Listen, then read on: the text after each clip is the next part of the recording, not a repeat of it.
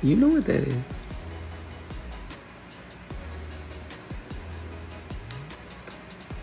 That's the great America these people want back. This wacky journalist is hitting new lows with her fear-mongering, but people are starting to believe her.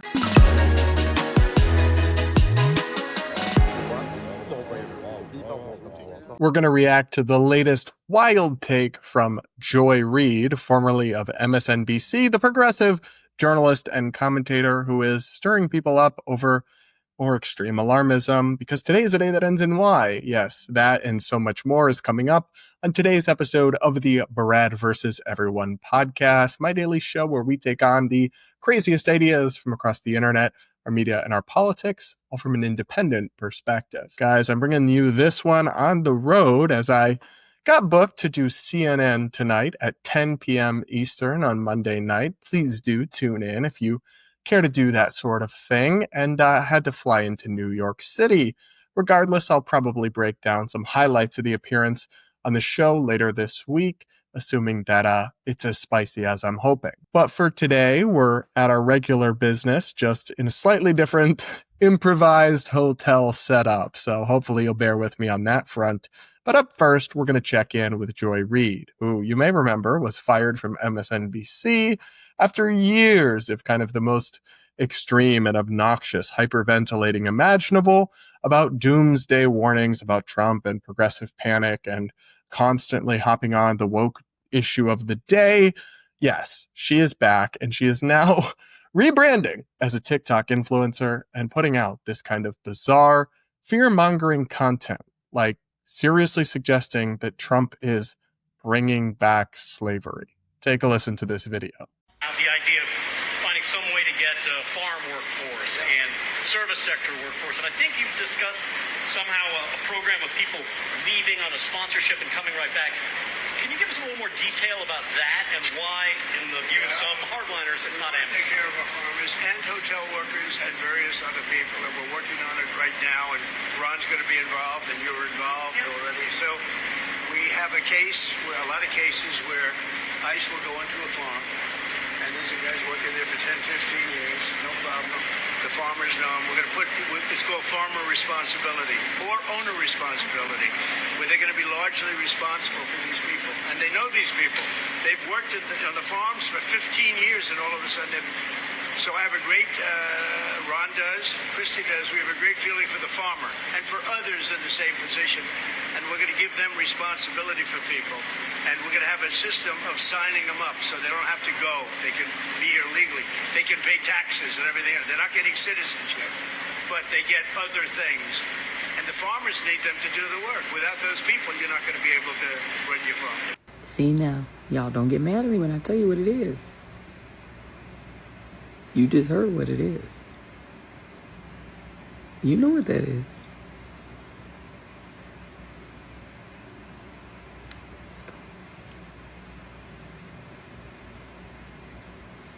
You know, indentured servants were essentially tied to the jobs that they were doing.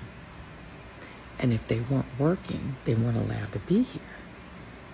So at minimum, that's what that is. And I've been told y'all, that's the great America these people want back. Welcome to Mag America. Okay, guys, so there's a lot to unpack there. As you can tell, Joy Reid has strong emotions about the clip she played of Trump. I want to give you a little bit of context on that before I give you my take. Trump is talking about a proposal that's actually quite controversial in MAGA world. Some would call it amnesty for illegal immigrants who work in farms or hospitality or other areas where if they all get deported, there will be a serious labor shortage. Personally, I think something like that makes a lot of sense, but immigration hardliners aren't happy with it, of course, because they want to deport everybody who's here in the country without legal status, not make any exceptions. So that's kind of will he, won't he? That's kind of a debate playing out in right-wing politics right now. But this idea is essentially work visas, right? So some of these undocumented immigrants could be, they could leave the country, then come back on temporary work visas. Joy Reid, who until very recently was one of the prime faces of a major cable news network, suggests that that is not just indentured servitude, which she says, but it is slavery. She says that over and over again. She mouths it. So if you're listening on audio, you wouldn't hear it. But she also wrote #slavery in the caption. There is quite a big difference, actually, between voluntary temporary legal status to work somewhere you choose and want to work and slavery, where people were viciously mistreated, forced against their will to labor and put into dangerous conditions. And it's actually crazy that somebody who claims to be like a pro-African American racial activist would so callously disregard and diminish the horrific legacy of slavery in America by comparing it to work permits. She's like, oh, well, you're trapped at that job. Yes, Joy, that is how many forms of work permits operate. It's not indentured servitude, and it's not actually particularly remarkable or novel or dystopian. Like, I have some friends who are on H-1B visas or similar types of visas, and if they stopped working, they would have to leave the country unless they qualified for some other form of legal status. Doesn't mean they're indentured servitude or slavery or anything of this sort. They are actually very grateful to be in America and eager to contribute. But of course, like, we knew that Miss Joy Reid is too far gone to be reasoned with, unfortunately. The sad thing is, though, that she's apparently having an effect and radicalizing other people. I want to play you this video from a Black radio host echoing some of her alarmism and propaganda. Take a listen to this. If you go and watch Joy Reid videos, if you get an opportunity to watch Joy Reid videos, go watch them. You'll learn a lot, especially her video on slavery. Oh, we're going to wait till the midterm election comes. Ain't going to be no midterm election. You better look into getting a dual citizenship somewhere if you can, because things about to get ugly. Things about to get really ugly. Yep, and I'm scared. Scared. It might be a point where we might have to pack up our families and leave, because if ICE can get immigrants or whatever and just go and get them and without their due process in court, why can't they do it to everybody else? Now they're doing it to Haitians. And who do you think is next? And they don't give a damn if you're a Democrat or a Republican. They don't care. Nah, they don't care. Get ready. These white supremacy concentration camps, they're all over the country. They're stocking up on weapons and everything, as if they are preparing for a war, while we out here popping fans and boots on the ground. They got real boots on the ground. So this is really concerning to me, that some people are falling for this alarmist hysteria. And look, there's no shortage of things that I would criticize Trump for. There are no concentration camps. That's absurd hyperbole. It's actually really offensive to the legacy of the Holocaust and the millions of Jews and others who were killed.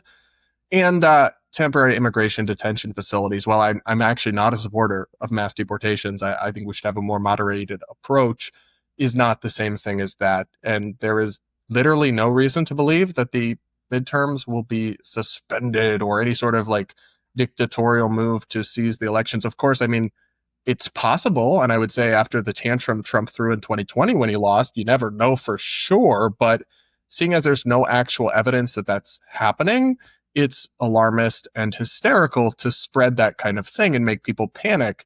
People really don't need to be, especially U.S. citizens, do not need to be fleeing the country, getting dual citizenship, any of this.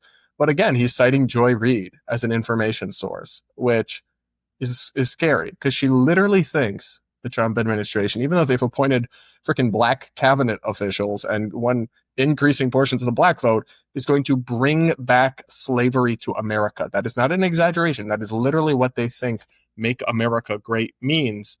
I mean, it's not just concerning because it's wrong, which of course it is. It's concerning because if you actually believed that, if you actually put yourself in the shoes of someone who thought that was true and truly believed it, I mean, that's how you end up with things like assassination attempts. That's how you end up with political violence. That's how you end up with riots and insurrections and other sorts of terrible things. I mean, the people who rioted on January 6th and tried to steal the 2020 election on the Republican side, they believed all sorts of fantastical and dystopian ideas that were not true, like that the Democrats had seized power and would never, ever give it up again, and all sorts of things. It's like when you let yourself go down into this dark place, it has dark results. So it's much worse and much more important than people just being misinformed. When you're this misinformed, when you're subject to this level of alarmist propaganda and brainwashing, I mean, it can take you to a very dark and dangerous place. What do you guys think? Have you seen this kind of rhetoric? Do you think more people are falling for it? Or is it just still isolated examples of a few people? Let me know in the comments. Do hit that like button. Make sure to subscribe if you aren't yet. And remember, guys, you can listen to the Brad versus Everyone podcast on audio platforms like Apple, Spotify, iHeartRadio, or wherever you get your podcasts, and take us with you on the go. We would love to have you over there as well. And remember to send in your voicemails for my Voicemail Friday episodes, where you send in your woke horror stories, your personal life scenarios, or your questions you have for me, and I answer them on the show. The link to send one of those in is in the description. Up next, guys, Elmo was hacked. Yes, Sesame Street has been compromised.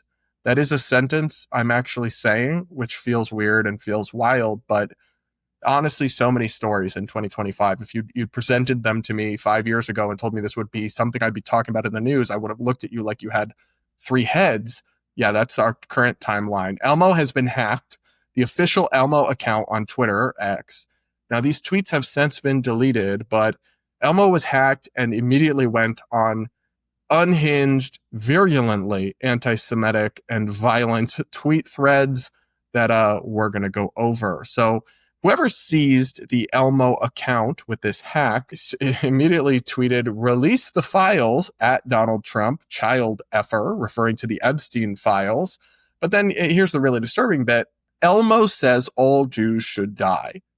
Jews. Donald Trump is Netanyahu's puppet because he is in the Epstein files. Jews control the world and need to be exterminated. Now, that is horrifying. That is deeply anti-Semitic. It's unhinged. It's dangerous. Plays on some of the most dangerous ideas in human history. I mean, but there's also an element of like trollishness to this. So somebody tweeted, "If I find whoever hacked Elmo, I swear to God." And then Elmo replied, "F are you gonna do, N-word?" To which someone replied, "Muting Elmo because this is hacked." And Elmo replied, "F you and your T-slur," referring to trans people, "daughter, N-word." So, wow. And we do know that this was a hack because a Sesame Workshop spokesperson confirmed the hack to the Daily Beast, saying Elmo's X account was compromised today by an unknown hacker who posted disgusting messages, including anti-Semitic and racist posts. We are working to restore full control of the account. So on one hand, I guess anything like this could always happen, right? I mean, add that 2-factor authentication, bro. Like, because somebody could take over your account. And a lot of times when they take over people's accounts, they just use it to push a crypto scam or something. But this person, who's clearly very sick in the head, decided to use it to spread hateful anti-Semitism. And I'm concerned about that because I want you guys to set aside your views on Israel-Palestine. Because listen, you can criticize Israel, you can oppose the state of Israel, does not make you anti-Semitic. But you are kidding yourself if you do not acknowledge that there is a very real and very disturbing and very dangerous uptick in anti-Semitism. Now, this isn't really the only example of this. We see this across X. It really is an increasingly anti-Semitic garbage pile on there. And that disturbs me because the Jewish people deserve the ability to live freely and live openly like anyone else in a tolerant society. And we know from history the terrible things that can happen when you categorize and dehumanize all Jews like this. It's really terrifying stuff. And of course, I hope this hacker, I hope they find him because obviously this is illegal behavior and hold him accountable. But I'm also concerned, who are the thousands of people that retweeted and liked these tweets before they were deleted. They were only up for a couple hours, but even in that time, thousands of people engaged with them positively. I want to know who those people are, because they're the ones I'm actually worried about. And they're the ones that I feel like I need to do everything in my power to stay the heck away from. Like, please identify yourselves so that the rest of us can avoid you, because that is not normal. Now, I do think this hacker totally wasted this opportunity by revealing themselves to be such a fringe extremist, hateful weirdo, because if they had just tweeted, hey, at Trump, release the Epstein files from Elmo's account, that would have been kind of funny. Not sure it would really be worth the potential criminal investigation and charges, but it would have been kind of funny, like instead of deeply dark and sinister the way that this turned out. But hey, I guess if you're gonna go down, you might as well make yourself look like evil. I don't know. I don't know what this person was thinking or if they achieved what they hoped, but thankfully the sanctity of the Elmo Twitter account has been restored, and people really need to brush up on their cybersecurity practices. What do you guys think? Let me know in the comments. Are you as horrified by this as I am? I certainly hope you are. Up next, and it's funny actually, because I'm in New York City as we speak for CNN tonight, we're going to talk about Zohran Mamdani, the Democratic nominee for mayor in New York City's upcoming mayoral election, who is quite the controversial figure, a hardcore socialist left-wing extremist with a long history of deeply radical opinions and takes. But it's actually worse than we thought and worse than we knew. The Washington Free Beacon, a conservative news outlet, has obtained audio from just a few years ago in 2020 of Zohran on a podcast where you have to hear it to believe it, but he essentially downplays domestic violence and suggests that it's not an incident the police should be involved in. And remember, this came in the context of the whole defund the police movement in 2020. Without you really kind of contextualizing it too much more, I just want you guys to listen to this. Police do not create safety. For many, many people across this city and this state, police actually create and amplify violence. And it is very important to speak about that reality that many people have, because it pushes up against the conventional understanding of police, who are seen to be people who come to resolve violence. But, I mean, you just look at the history of the NYPD and you see that we have invested in a system that functions in many ways to punish poor black and brown people across this city and across this state, and frankly, across this country. And there are so many responsibilities we have given to police that frankly should have nothing to do with their departments. A homeless person is on a train. They do not need a stranger with a gun to come and resolve that situation. If somebody is jaywalking, if somebody is surviving, going through domestic violence, there are so many different situations that would be far better handled by people trained to deal with those specific situations, as opposed to an individual with a gun. Hey, so this is unhinged. To casually list off domestic violence in the same sentence as jaywalking is kind of in and of itself diabolical in how much it downplays and kind of belittles the significance of that horrible offense. And it also really, really just betrays a mindset that I think belongs nowhere near a position of responsibility for public safety. I mean, the idea that police create danger, they don't create safety, is absurd. I'm totally open to conversations about criminal justice reform, but especially when you consider this in the context of Zohran just a few years ago tweeting, "Abolish the police for queer liberation," this clearly is a very radical guy at his heart who does not believe in policing, when in reality, most New Yorkers, even most minority New Yorkers, want more police, not less, in their communities. Now, in his actual campaign, website and agenda, Zohran claims he no longer supports defunding the police, but I don't really think he's done enough of a explanation on why he was so wrong to ever believe in that position to actually kind of assuage our concerns. I mean, I think it seems like he's just saying now that he doesn't support it for political expediency, right? He knows it's an unpopular position, even with Democrats, even with minority voters. So he's just taking a different tune. But when you have such a long track record, years and years and years, as such a far left activist, I don't really think it's believable to just say, JK, I won't do that if you elect me now, and expect us to believe that, like, that's not who you actually are, right? I think that's who he actually is. And though I'm not a New Yorker, that scares me for the people of New York. And he actually had the opportunity to say, of course not. Of course, I believe the police need to be involved in domestic violence situations, because the Washington Free Beacon requested comment from him, to which he did not respond. So they write in a tweet, it's not entirely clear whether Mamdani stands by it. His mayoral platform calls to replace police with crisis responders in mental health cases, but it does not define such cases. And the Mamdani campaign did not respond to repeated requests for comment on whether he would prevent the police from responding to reports of domestic violence. That's concerning to me, because you sure would think that it would be pretty easy to jot off a statement saying, of course, if I'm the next mayor of New York City, I will support the police intervening in domestic violence cases and protecting battered women or other people. It's not just women, but it is primarily women. Yeah, not reassured. This is not my reassured face, based on the fact that he wouldn't reply to comment for this story. And as of this recording, I looked to see if he had addressed this anywhere, and I couldn't find it. He may have at some point, or maybe he will in the future. But I mean, it shouldn't be too much to say that, yes, I support police arresting and intervening in domestic violence cases. Like, what are we even doing? How is that even a question? I don't understand how we got here.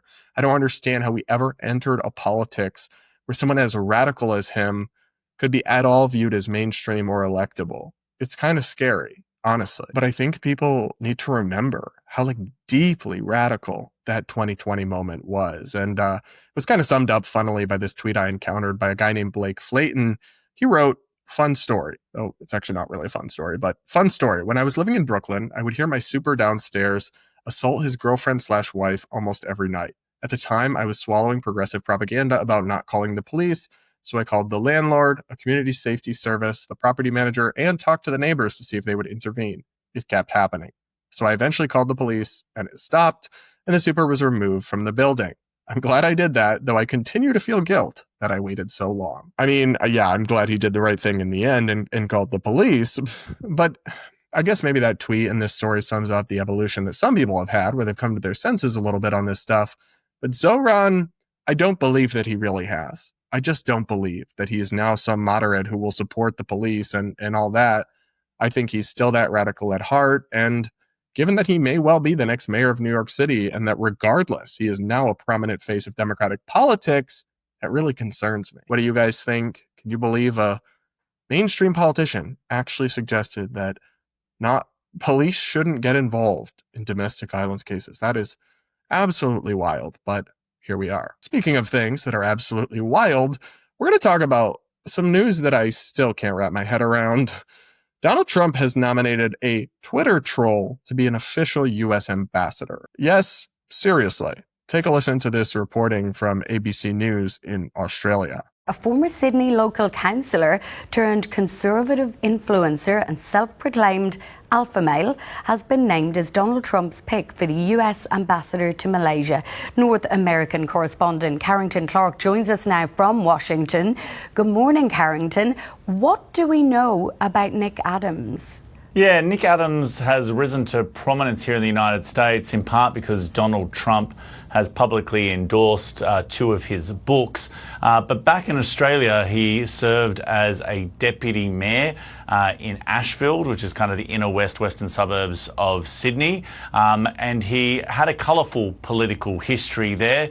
The Liberal Party moved to suspend him after he verbally insulted a local journalist about his attendance at council meetings. He's moved to the United States in 2012 and really attached himself to the MAGA movement. He's become well known as a commentator, as a motivational speaker, and he sells himself as an alpha male who he says eats rare steaks and likes to go to the restaurant Hooters. Now, he has taken to social media today to thank the US president for nominating him for this prestigious role.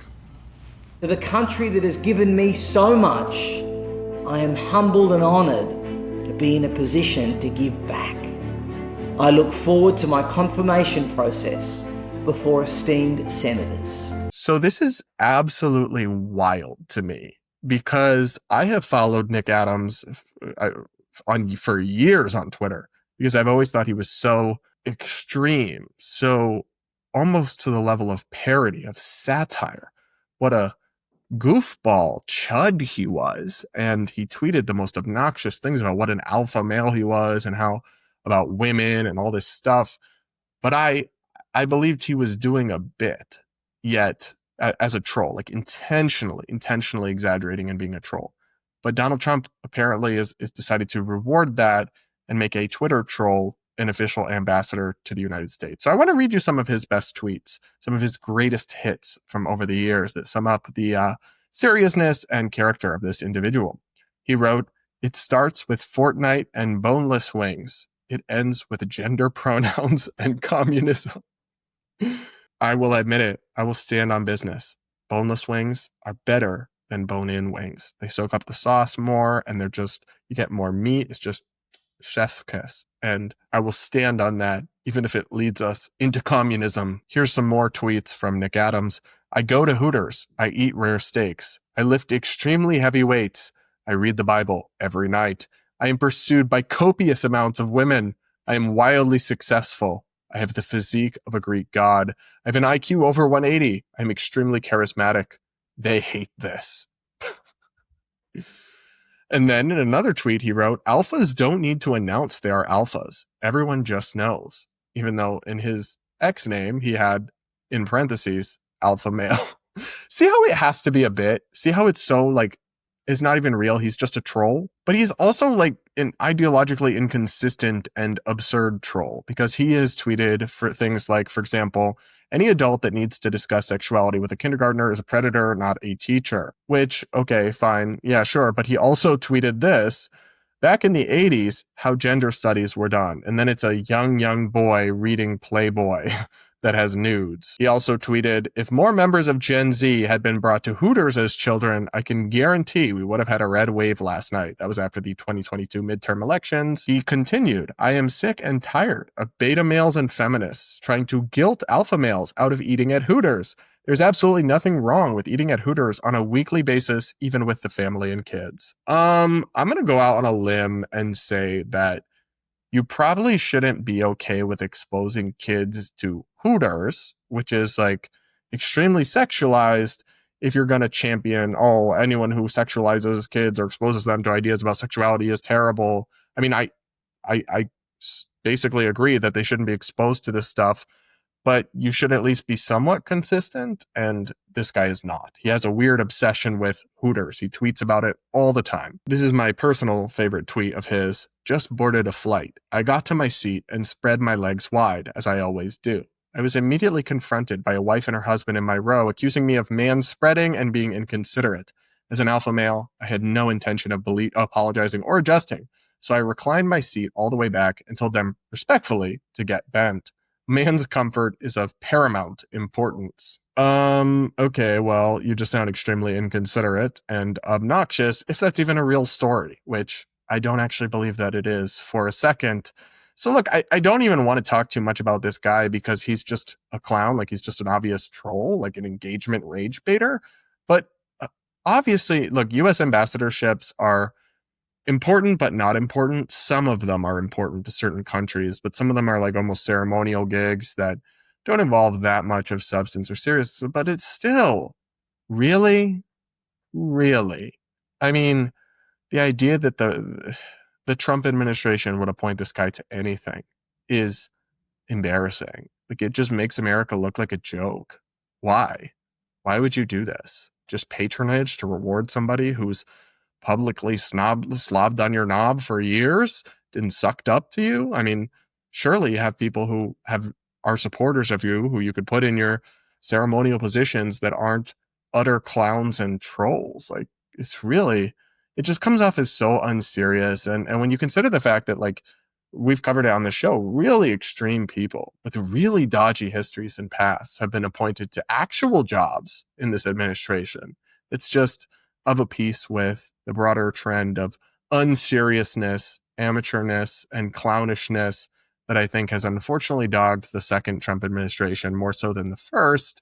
and just Republican politics these days in general. It's one thing to be anti-elitist, anti-establishment, and frankly, look, they've done a lot to earn our scorn over the last several years, but you also should still have some standards. Call me crazy. What do you guys think? Do you support this appointment?